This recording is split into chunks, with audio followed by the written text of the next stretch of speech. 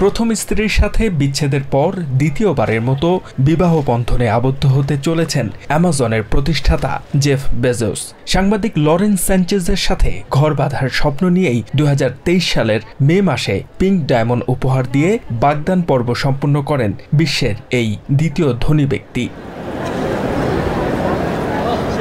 এরই পরিপ্রেক্ষিতে এবার বিয়ের পিঁড়িতে বসতে চলেছেন জেফ এবং লরেন, যার নাম দেওয়া হয়েছে ওয়েডিং অব দ্য সেঞ্চুরি বা শতাব্দীর সেরা বিবাহ। আর বিয়ের আনুষ্ঠানিকতার জন্য বেছে নিলেন ইটালির ভেনিস শহরকে।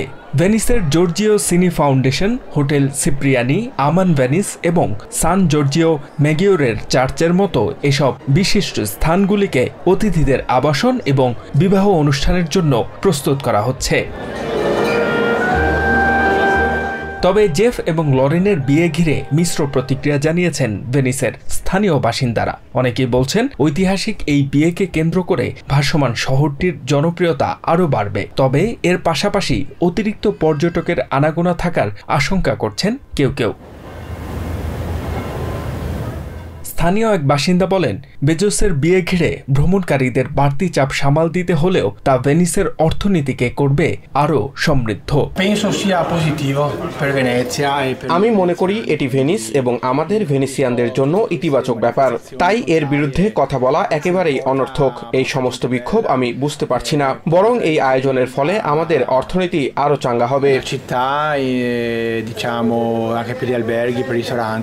বরং পর্যটকের অভাবে তারা আর্থিকভাবে ক্ষতির সম্মুখীন হচ্ছেন বলেও জানান আলডো তাজদনি নামের এই বাসিন্দা। বেজোস এখানে অর্থ খরচ করতে আসছে, যা আমাদের অর্থনীতির জন্য ইতিবাচক দিক। আর বিরক্তিকর বিষয় হলো সাধারণ পর্যটকেরা এখানে তেমন একটা খরচ করে না।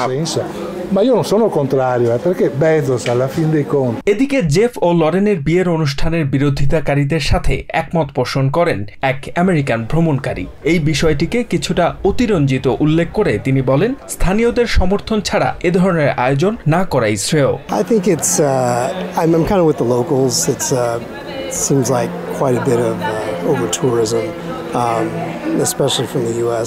তবে আগামী 24 জুন থেকে 26 জুন পর্যন্ত 3 দিনব্যাপী এই আয়োজন চলবে বলে জানিয়েছে কর্তৃপক্ষ।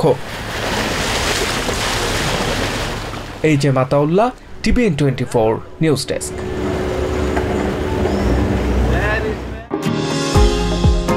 নিউ ইয়র্ক থেকে সম্প্রচারিত TVN 24 টেলিভিশন বিশ্বজুড়ে বাঙালির কণ্ঠস্বর।